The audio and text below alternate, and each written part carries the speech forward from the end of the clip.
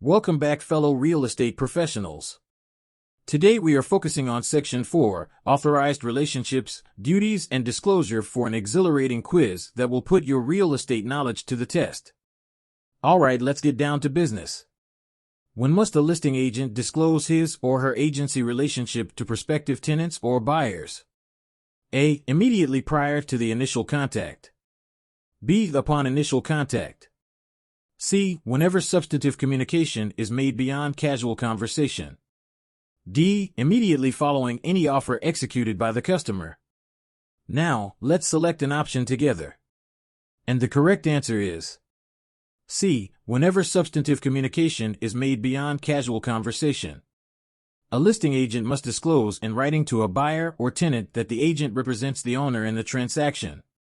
This disclosure must occur before or at the first substantive contact with the customer prospect. In some states, buyer representatives must disclose the agency relationship to sellers or their agents upon initial contact. Congratulations to those who answered the question correctly. Alright, let's move forward with second question now. The disclosure requirements for authorized brokerage relationships apply only to A. Commercial property. B. Agricultural property. C. Residential property. D. Non-residential property. Think about it and choose your option wisely. Now, let's select an option together. And the correct answer is C. Residential property. So the third question is, Florida's real estate disclosure requirements apply in which of the following situations? A. The transaction involves a non-residential property. B. The 3-residential unit property is being rented with an option to buy. C. The signing of a simple month-to-month lease by a residential tenant. D. The broker is engaged in a conversation with an industrial tenant where no confidential information is exchanged. Now, let's select the option together and find out what the correct answer is. And the correct answer is B. The 3-residential unit property is being rented with an option to buy. Let's look at the explanation now. The real estate licensee disclosure requirements of this section do not apply to non-residential transactions, the rental or leasing of real property, unless an option to purchase all or a portion of the property improved with 4 or fewer residential units is given. Great job to those who answered it correctly. Alright, next one. Question number 4. One of the parties to an agency relationship defaults, and the agreement terminates.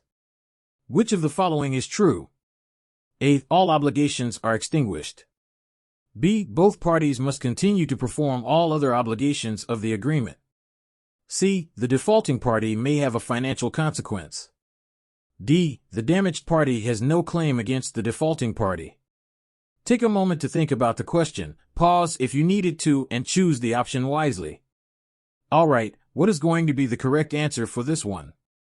Well, it's going to be C. The defaulting party may have a financial consequence.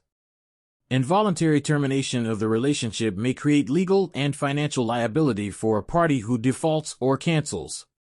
For example, a client may renounce an agreement but then be held liable for the agent's expenses or commission.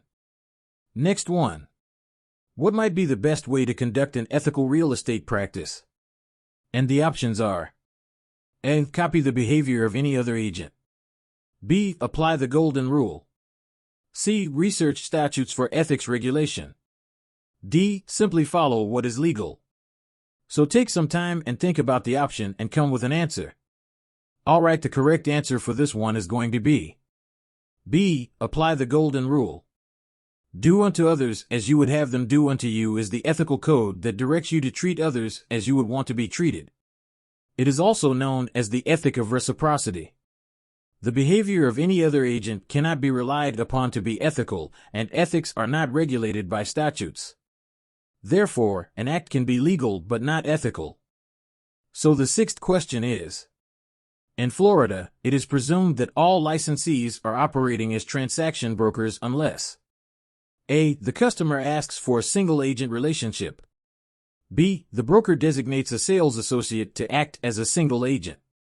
C. Another type of relationship is established in writing. D. The customer wants no brokerage relationship. Okay, Think about the option. Pause the video if you need to and come back with an answer. So the correct answer for this one is going to be C. Another type of relationship is established in writing. Presumption of transaction brokerage. It shall be presumed that all licensees are operating as transaction brokers unless a single agent. Alright, another one. Question number 7. Among the fiduciary duties imposed on a real estate agent is the requirement to A. Refuse offers the agent knows will be unacceptable to the principal. B. Present all offers to the principal regardless of their amount. C. Advise the principal against accepting an offer that is below full price. D. Advise a prospect that the principal will not accept the prospect's offer in order to elicit a better offer. Think about the option and come back with an answer. So the correct answer is B. Present all offers to the principal regardless of their amount. A conventional listing agreement does not authorize an agent to obligate the client to contracts, and it does not allow the agent to conceal offers to buy, sell, or lease coming from a customer or another agent. Further, since a client relies on a broker's representations, a broker must exercise care not to offer advice outside of his or her field of expertise. Let's move forward with the next question now. And the question is: Sales associate Ken wants to sell Susan's property and earn a commission for doing so. How may Ken legally sell the property and earn the commission? A. Ken would follow the same steps any broker would follow to sell the property. B. Ken would need to act under his registered employer and collect the commission in his employer's name. C. Ken would surprise his employer by selling the property on his own and then collect the commission in his own name. D. There is no way for Ken to legally sell the property and earn the commission. Think about the option wisely and choose an answer. So the correct answer is B. Ken would need to act under his registered employer and collect the commission in his employer's name. No real estate sales associate, whether the holder of a valid and current license or not, shall commence or maintain any action for a commission or compensation in connection with a real estate brokerage transaction against any person except a person registered as her or his employer at the time the sales associate performed the act or rendered the service for which the commission or compensation is due. Question number 9. Florida law prohibits a real estate agent from making deceptive representations related to the practice of real estate. Which of the following would be considered a deceptive representation of the practice? A. A broker encourages a client to contact a lawyer about the status of their property's title. B. A broker informs a potential buyer that the area's zoning will soon change.